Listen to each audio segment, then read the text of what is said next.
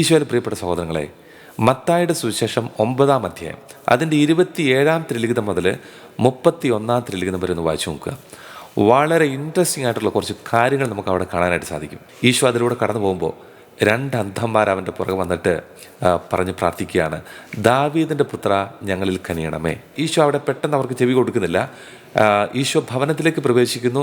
ആ സമയത്ത് ഈ അന്ധന്മാർ ഈശോയുടെ പുറകെ വരികയാണ്. എന്നിട്ട് ഈശോയിൽ നിന്ന് വലിയൊരു സൗഖ്യം കിട്ടാൻ, അവരുടെ അന്ധത മാറി കിട്ടാൻ വേണ്ടിയിട്ട് അവർ ഈശോയുടെ സമീപത്തേക്ക് ചെല്ലുകയാണ്. അപ്പോൾ ഈശോ അവരോട് ചോദിക്കുന്നുണ്ട്, എനിക്കിത് ചെയ്യാൻ കഴിയുമെന്ന് നിങ്ങൾ വിശ്വസിക്കുന്നുവോ? അപ്പോൾ അവർ പെട്ടെന്ന് പറയുകയാണ്, ഉവ്വ് കർത്താവേ. അപ്പോൾ അവർ അവരുടെ വിശ്വാസം ഈശോയുടെ മുൻപിൽ പ്രഖ്യാപിച്ചു. ഇനി ഇവിടെ എടുത്തു പറയേണ്ട ഒരു കാര്യമുണ്ട്. എന്താണെന്നറിയാമോ? സുവിശേഷങ്ങളിലേക്കൊക്കെ നമ്മൾ നോക്കുമ്പോൾ മറ്റ് രോഗികളോടൊക്കെ ഈശോ എങ്ങനെ ചോദിക്കുന്നുണ്ടോ? അതായത് എനിക്കിത് ചെയ്യാൻ കഴിയുമെന്ന് നിങ്ങൾ വിശ്വസിക്കുന്നുണ്ടോ എന്ന് എല്ലാ രോഗികളോടും ഈശോ ചോദിക്കുന്നുണ്ടോ മറ്റു സുവിശേഷങ്ങളിൽ അല്ലെങ്കിൽ മറ്റു ഭാഗങ്ങളിൽ? ഇല്ല. ഈ അന്ധരോട് ഈശോ പ്രത്യേകം ചോദിക്കുകയാണ്, എനിക്കിത് ചെയ്യാൻ കഴിയുമെന്ന് നിങ്ങൾ വിശ്വസിക്കുന്നുവോ? യെസ്, അവരോട് ഇങ്ങനെ ചോദിക്കാനായിട്ടുള്ള കാരണമുണ്ട്.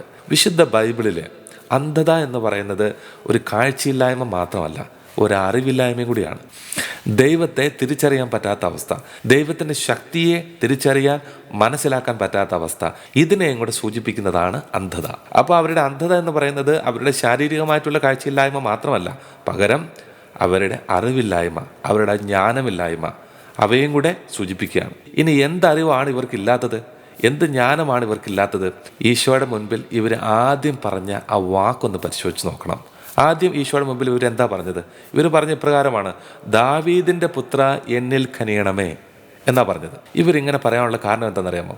കാരണം അന്നത്തെ കാലത്ത് എല്ലാ യഹൂദരും വിശ്വസിച്ചിരുന്ന ഒരു കാര്യമാണ്, മെശിഹ വരുന്നത് ദാവീദിൻ്റെ വംശത്തിൽ നിന്നാണെന്ന്. അതുകൊണ്ട് എന്താ സംഭവിച്ചത്? ഈ അന്ധരായിട്ടുള്ള മനുഷ്യർക്കും ഇങ്ങനെ ഒരു അറിവ് മാത്രമേ ഉണ്ടായിരുന്നുള്ളൂ യേശുവിനെ കുറിച്ച്. മെശിഹ ദാവീദിൻ്റെ വംശത്തിൽ നിന്നാണ് വരുന്നതെന്ന് പറഞ്ഞാൽ ആ മെശിഹ ദൈവമാണെന്ന് അർത്ഥമില്ല. ആ മെശിഹ എന്ന് പറഞ്ഞാൽ എന്താണ്?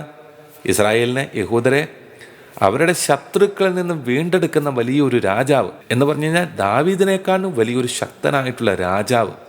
അവൻ വന്ന് ഇസ്രായേലിനെ, യഹൂദരെ ശത്രുക്കളിൽ നിന്ന് രക്ഷിക്കും. ഇസ്രായേലിനെ അവരുടെ ഭൗതിക മേഖലകളിൽ വലിയ സംരക്ഷണം കൊടുക്കുന്ന ആൾ, അവരുടെ ദേവാലയത്തിന് സംരക്ഷണം കൊടുക്കുന്ന ആൾ, അവരുടെ രാജ്യത്തിന്, അവരുടെ സ്ഥലത്തിന്, അവരുടെ ഭവനത്തിനൊക്കെ വലിയൊരു സംരക്ഷണം കൊടുക്കുന്ന ആൾ. അങ്ങനെ ഒരാളായിട്ടാണ് യഹൂദർ മിശിഹായെ കണ്ടിരുന്നത്. അങ്ങനെ ഒരാളായിട്ടാണ് ഈ അന്ധരായിട്ടുള്ള മനുഷ്യരും മിശിഹായെ കണ്ടിരുന്നത്, ഈശോയെ കണ്ടിരുന്നത്. അതുകൊണ്ടാണ് അവർ ഈശോയെ കണ്ട മാത്രയിൽ പറയുന്നത്, ദാവീദിൻ്റെ പുത്ര ഞങ്ങളിൽ കനിയണമേ. അപ്പോൾ അവർക്ക് എന്ത് തിരിച്ചറിവാണ് വേണ്ടത്? ഈശോ ദാവീദിൻ്റെ വംശത്തിൽ നിന്ന് വന്ന മിശിഹായാണെന്ന് മാത്രമല്ല, അവൻ ദൈവപുത്രനാണ്, അവൻ ദൈവമാണെന്നുള്ള ഒരു അറിവും കൂടെ അവർക്ക് വേണമായിരുന്നു. ഏശയ്യായുടെ പുസ്തകം 11-ാം അധ്യായം അതിൻ്റെ 1-2 തിരുലിഖിതത്തിൽ വരാനിരിക്കുന്ന മിശിഹ ദാവീദിൻ്റെ വംശത്തിൽ നിന്നാണെന്ന് വളരെ വ്യക്തമായിട്ട് അവിടെ പറയുന്നുണ്ട്.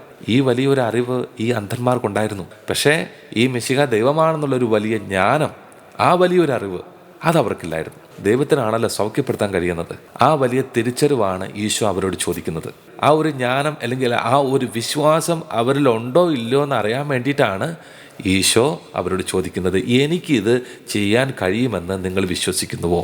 ആ ദൈവത്തിൻ്റെ പുത്രൻ എന്ന നിലയിൽ, ആ ദൈവപുത്രൻ എന്ന നിലയിൽ എനിക്ക് നിങ്ങളെ സൗഖ്യപ്പെടുത്താനായിട്ട് കഴിയുമെന്ന് നിങ്ങൾ വിശ്വസിക്കുന്നുവോ എന്നാണ് കർത്താവ് ചോദിച്ചത്. അപ്പോൾ ഈ ഒരു ചോദ്യത്തിലൂടെ അവരുടെ ഒരു അറിവില്ലായ്മയും കൂടെ ഈശോ എടുത്തു മാറ്റുകയാണ്. ഈശോ ദൈവമാണെന്നുള്ള കാര്യം അവർ വിശ്വാസത്തിലൂടെ ഏറ്റു പറഞ്ഞപ്പോൾ അവർക്ക് ആ സമയം അവിടെ സൗഖ്യം കിട്ടി. പ്രിയപ്പെട്ടവരെ, രോഗികളായിട്ടുള്ള മനുഷ്യർ കർത്താവിൽ നിന്ന് സൗഖ്യം കിട്ടണമെങ്കിൽ ആദ്യം അവർക്ക് ലഭിക്കേണ്ട വലിയൊരു ജ്ഞാനം എന്താണെന്നറിയാമോ? ഈശോ ദൈവമാണെന്ന് പരിപൂർണമായിട്ട് വിശ്വസിക്കണം. ഈശോ ദൈവമാണെന്ന്, അവൻ കർത്താവാണെന്ന് ഹൃദയത്തിലും മനസ്സിലും അധരത്തിലും നമ്മൾ ഏറ്റു പറഞ്ഞ് തന്നെ പ്രാർത്ഥിക്കണം. അങ്ങനെ പ്രാർത്ഥിക്കുന്നവർ മാത്രമേ രക്ഷപ്പെടുള്ളൂ. അവരാണ് അനുഗ്രഹിക്കപ്പെടുന്നത്. റോമാക്കാർക്ക് എഴുതിയ ലേഖനം 10-ാം അധ്യായത്തിൻ്റെ 9-ാം തിരുലിഖിതം ഒന്ന് വായിച്ചു നോക്കുമ്പോൾ ഇത് വലിയൊരു സത്യമാണെന്ന് നമുക്ക് മനസ്സിലാക്കാനായിട്ട് പറ്റും. ആകയാൽ യേശു കർത്താവാണെന്ന് അധരം കൊണ്ട് ഏറ്റുപറയുകയും ദൈവം അവനെ മരിച്ചവരിൽ നിന്ന് ഉയർപ്പിച്ചു എന്ന് ഹൃദയത്തിൽ വിശ്വസിക്കുകയും ചെയ്താൽ നീ രക്ഷ പ്രാപിക്കും. അപ്പോൾ രോഗികളായിട്ടുള്ള ആൾക്കാർ ഈ രക്ഷ പ്രാപിക്കാൻ, ഒരു സൗഖ്യം കിട്ടാൻ ചെയ്യേണ്ട ആദ്യത്തെ കാര്യം എന്താണെന്നറിയാമോ? അവരിങ്ങനെ അധരം കൊണ്ട് യേശു കർത്താവാണെന്ന് പ്രഖ്യാപിച്ചുകൊണ്ട് പറഞ്ഞുകൊണ്ട് പ്രാർത്ഥിക്കണം. അത് ഏറ്റു പറഞ്ഞ് തന്നെ പ്രാർത്ഥിക്കണം. അങ്ങനെ നമ്മളിങ്ങനെ നാവ് കൊണ്ട് കുറേ ഇങ്ങനെ ഏറ്റു പറഞ്ഞ് പ്രാർത്ഥിച്ച് കഴിയുമ്പോൾ അതൊരു വിശ്വാസ ശക്തിയായിട്ട് നമ്മുടെ ഉള്ളിൽ രൂപപ്പെടും. ആ വിശ്വാസ ശക്തി നിന്നിൽ രൂപപ്പെടുന്ന ആ വലിയ സമയത്താണ് നിനക്ക് അനുഗ്രഹം കിട്ടുക, വലിയ സൗഖ്യം കിട്ടുക. രോഗികളായിട്ടുള്ള എല്ലാ ദൈവമക്കളും ഈ സമയം കർത്താവിൻ്റെ സന്നിധിയിൽ ഒരു നിമിഷമായിരുന്നു കൊണ്ട് പ്രാർത്ഥിക്കുക. നിങ്ങൾ ഭാഗികമായിട്ട് രോഗികളായിരിക്കാം, ഒരുപക്ഷെ നിങ്ങൾ പൂർണ്ണമായ രോഗികളായിരിക്കാം.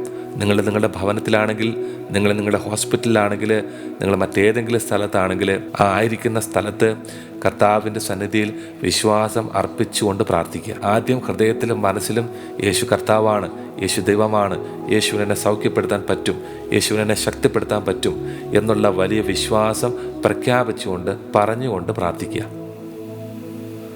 അതിങ്ങനെ അനേകം തവണ പറഞ്ഞ് പ്രാർത്ഥിച്ച് ചെയ്യുമ്പോൾ ഒരു വലിയ വിശ്വാസത്തിൻ്റെ ശക്തി നിൻ്റെ ശരീരത്തിലേക്ക് ഇറങ്ങും, നിൻ്റെ ജീവിതത്തിലേക്ക് ഇറങ്ങും.